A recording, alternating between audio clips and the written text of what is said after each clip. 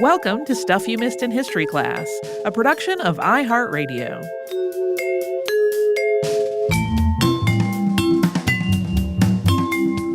Hello and happy Friday. I'm Tracy V. Wilson. And I'm Holly Fry. We talked about the Missouri Leviathan this week. Yeah. Something I learned about myself. I cannot spell mastodon correctly the first time. I want one of the O's to be an A. I feel and you. I thought maybe I would learn to spell it correctly by the end of the episode. But what really happened is that word learned what to automatically correct it to. Technology figured it out. Yeah, there was a second word in here that I was also spelling wrong every time, but it was not a word that happened as many times in this episode as mastodon. Is it Zeuglodon? Because I love that one. I don't even know how to say that one. I had a very difficult time making my mouth include the correct letters trying to say Zeuglodon. Yeah, like I said at the end of the episode, I really don't know how much of this was him wanting to get people to come to his museum and, make a living off of these bones. How much of it was that and how much of it was just not knowing what he was doing. Being like, all of these bones are together and here are these bones from this other place that look the same. Surely they're all one animal. Yeah, he was like a pro at archaeological fanfic. Yeah. He was just like, of course this goes here. Look how it do. I don't have any actual science to back it up, but I think it matches. Yeah. Yeah. This is one of those stories, right? We have talked a lot about intent on the show and how good intent without any kind of seeking of nuance or education is meaningless and problematic. Yeah. But I do think we've got to be able to carve out a little space for someone who doesn't even know that they're maybe ignorant. And he probably thought he was making these really interesting, intuitive connections that could solve problems of like what we didn't understand. But it was very problematic. Well, and there have been other hoaxes that were more clearly hoaxes. Right. That caused a problem. Like the Piltdown Man, that was a hoax. And that influenced research into the origins of humanity, sending a lot of people like down the wrong path. Right. For a damaging amount of time. And I find that kind of story like very frustrating. But this is one where the people who did know what they were doing were immediately like, you have too many vertebrae and too many pairs of ribs. This was not how this animal was. Like, this was not something that prompted a whole bunch of research based on something that was fake. If it had been, I would have found it way less funny than I did. But no, it seems like the people that had more knowledge pretty quickly were like, no, this is not correct at all. And this gets into that space, right? There are instances where someone from outside of a field, because they are not bogged down with the accepted laws and rules that everyone has been taught, actually do make advances because they can see something that, like, if you have been indoctrinated with those laws and rules, which are often very, well thought out and sensible, you wouldn't see. Right. And I don't know if he thought he might be one of those. Yeah. There's a charitable part of me that wants to think he thought he was really making a jump that established scientists just couldn't see. Yeah. It is possible that there is some sort of introspection on these kinds of questions in the diary of his that was translated into English. I did not use that as a source for the episode beyond like fact checking some specific details, just because there was so much other stuff to do. But like he had a number of things that he published in Germany in German that have not been translated into English. And in some cases, not only have they not been translated into English, but like there's just not a scan of them. Right. That, maybe I could have worked with somebody to find out more about. And it's, it's possible that within that material, we have more of his inner thought process. Yeah. To know whether he really thought he was making a miraculous discovery. Or whether he was like, if I make a skeleton big enough, surely people will come to my museum. It's like the memes you see about master plans where it's like 1, dig bones, 2, build together, 3, profits. Like, yeah. Yeah. It's a lot like that. Yeah. Blessings on you. I'm glad that I finally decided enough time had passed to talk about this guy, because while I'm not totally sure my end verdict on him, one of many fun things to get to read about in terms of the things that he wrote and things other people wrote about him. Interesting to me today, there's basically another museum in the spot where his museum was by the Gateway Arch, which I think at one point was called the Museum of Westward Expansion. That's not what it is anymore. It has been renamed, and I forgot to refresh my memory on what it's called now before coming in here to record the behind the scenes.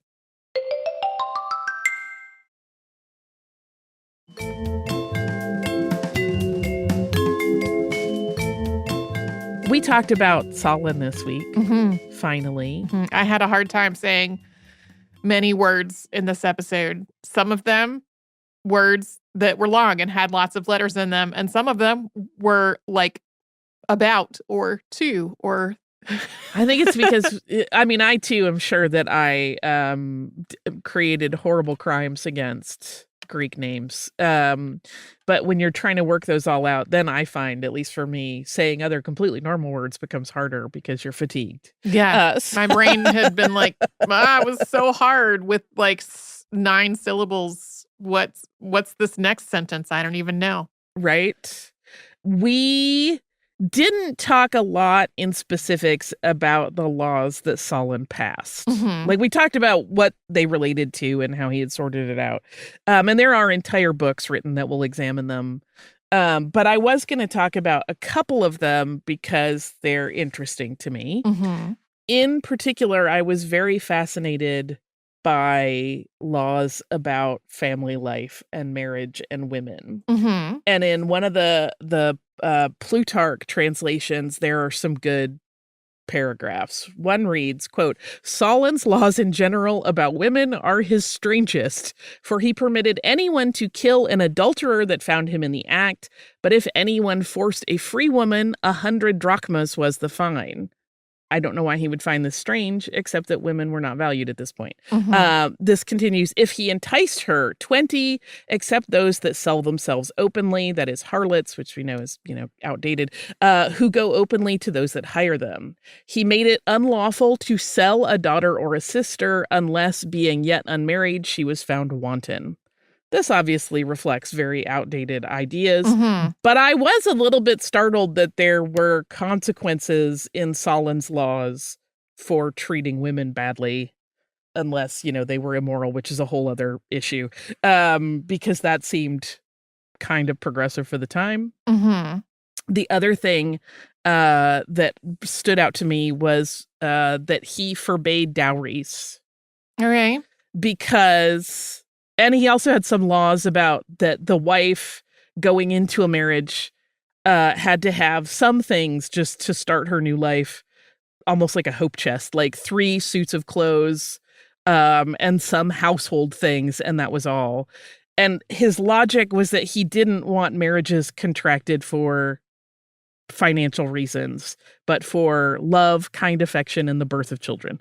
Okay. Also a little bit interesting, somewhat progressive, still problematic, but at a time, again, when, many, many hundreds of years ago seemed a little surprising to me. Yeah. In some good ways, obviously clouded, but those I just thought were very, very interesting. I also like his thoughts on money, and I will read 4 lines that were written by Solon, and then I'll be done with quoting things. He wrote, "Some wicked men are rich, some good are poor. We will not change our virtue for their store. Virtue's a thing that none can take away, but money changes owners all the day." And I kind of love that. Yeah. Because I'm like, it goes very much back to the Croesus parable of like, having money is not what makes you have a good life or be a good person or have value.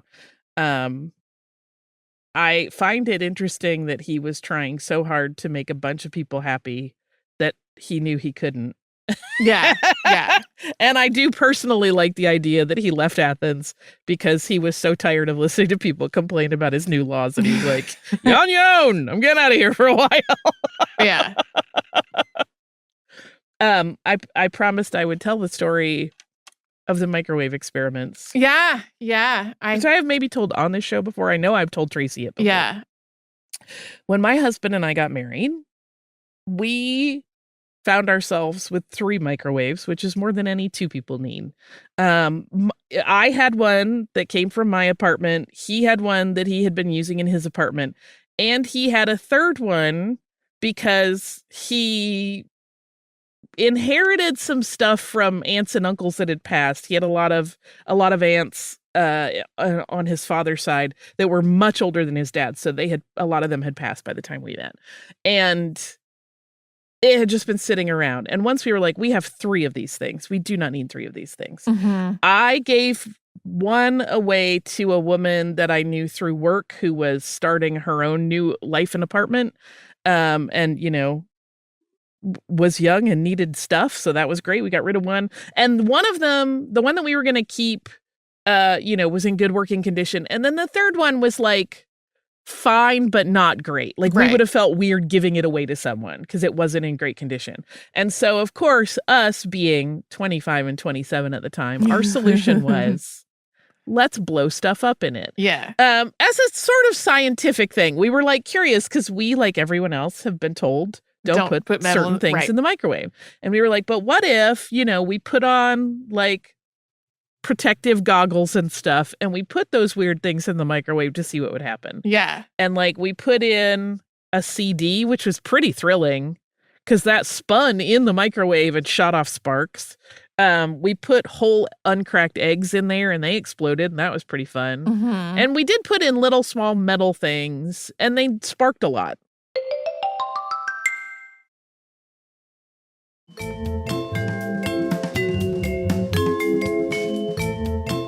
When I was a kid, the rule was don't put metal in the microwave, period. Mm-hmm. And in more recent years, I've seen more like, well, you can put some metal in, like a small amount, and it should not touch the sides of the microwave. Like it feels like there are a lot of rules to keep in mind if you are wanting to use metal in the microwave for some reason. I have a little teacup that I make things like hot chocolate in when I want to feel fancy. Mm-hmm. And it has a very thin line of like gilding around. Yeah. And one time, instead of heating up the milk for the hot chocolate in a measuring cup, I put it into the cup and I was just going to heat it up in the cup. Very dramatic sparking in the microwave. And I was like, not doing that again. Yeah. And now it probably looks like lead, that line of gold. It has chipped a little bit, but I think I think I rescued it fast enough that that did not come to real harm. Yeah. Ask me how I know that it will look like lead. Yeah. My brother and sister-in-law gave us for Christmas a bowl that is made to cook things in the microwave, and the lid has metal on it, but like the way it is shaped, like I haven't actually used it in the microwave. We've used it for a lot of other purposes, but not for its intended purpose yet. Theoretically fine. So yeah, I'm sort of imagining folks that have listened to our episode from Wednesday and not today may have already written actually emails about all the nuances of metal in the microwave. And man, it's just easier to not put the metal in there. That is exactly it. I would assume that's why if you look up that Alton Brown do your own bagged popcorn recipe on any site, they have amended it to exclude the staple part. Well, and I can imagine if the staple does happen to throw sparks off in the microwave that has a paper bag in it, that could lead to some dramatic results. Dun, dun, dun. Listen, odds may be that it wouldn't do that, but the one time it does that is one time too many in my book. Don't take needless risk for snacks. I just don't need to do it. If you want to take that risk, it's on you. I'm just saying. Yeah. Lately, I've been doing my popcorn in a saucepan. Yeah. And I have been trying the method. We're revisiting how we make popcorn again. But look, this is a big focus in my life right now. Lately, I have been doing the thing where you let the oil heat up with a couple of kernels in it. Yep. And when they pop, you take it off and you put the rest in and you let them sit for some amount of time. That amount of time varies depending on who you're looking at. It also will vary depending on your stove and the saucepan you're using. So for me, it's like 45 seconds is about right. For other people, they'll say a minute. Others will say only 30. Yeah. In any case, you'll get a more even pop, and it works. Yeah, I have. Great. So I have not done it. What I have done is put the oil in, put 1 or 2 kernels in. When I hear them pop, it's ready for the other kernels to go in. I don't think I have then. The next step has not been taking it off the heat immediately when I've done it that way. Yeah, so the idea is that they're still sitting in that hot oil for that period of time, and all the kernels come to a pretty even temperature. Right. So that when you put it back on direct heat, they all start popping at about the same time, and you don't get stragglers that you're waiting on while other ones burn. I think I misunderstood what you were describing, because what I had heard you say was like, have the couple of kernels in there, they pop, put your other stuff, and then that it doesn't go back on the heat after that.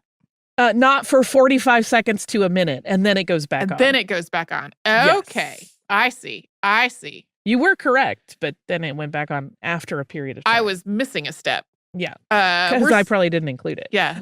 We're still we're still air popping at my house. We got an email from somebody who asked if we had mentioned air poppers when talking about popcorn. And I'm sure we did, because that is the way we do it at my house. And it's just so easy and so... Yeah, we did.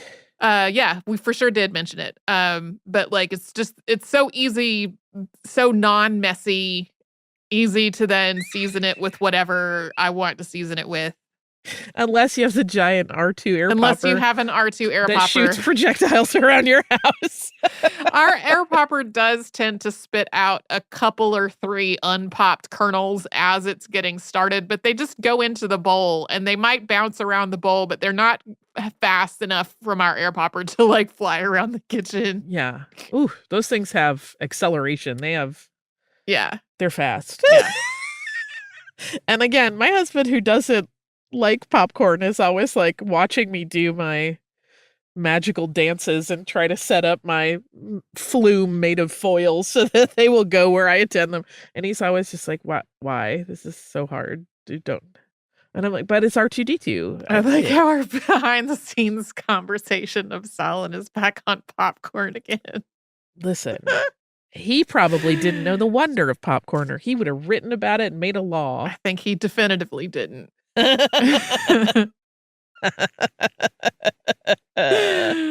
I am fascinated by Solon, and I had debated at one point in time over doing a series of the 7 sages. Oh, sure. But I don't know why that seemed less appealing to me after a while. And Thales came up a lot in our eclipse discussion recently, so it was it would be weird to do one on him because we've covered most of that ground, right? Or a lot of it. So we may get to other sages. We'll see. Yeah. But now I checked that one off. There's also just a particular, unless your field is, the ancient Mediterranean, there's a particular challenge that's common in a lot of those episodes in terms of doing the research. And that can become fatiguing after a while. It is a bit arduous, yes.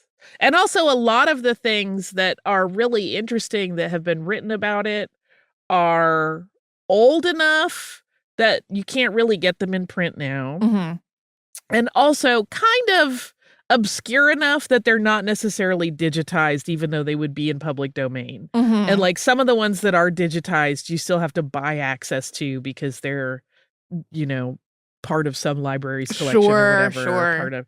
So that can also be like a little thing. And we're working exclusively from translations Yeah. of things that were written often many years after those people lived. So like we would have to do that big caveat we did at the beginning of this one on every one of them and go, well, we're talking about it, but like none of this is really substantiated. Right. Which can be fun to discuss if you know those guardrails, but also if we did that all the time, it would get a little frustrating. Yeah. I hope that this weekend, no one asks you to lead any kind of military effort to retake an island, and no one asks you to completely reorganize a city. That sounds so stressful to me. I hope you have a stress-free weekend. If this is a time when you actually have to work and you don't have the sort of standardized days off that a lot of people do, I still hope you have a great time, that nobody overburdens you with responsibility, and that everyone is cool to you. Everybody be nice to each other. Eat some popcorn. It's all good. We will be right back here tomorrow with a classic episode, and then on Monday with something brand new.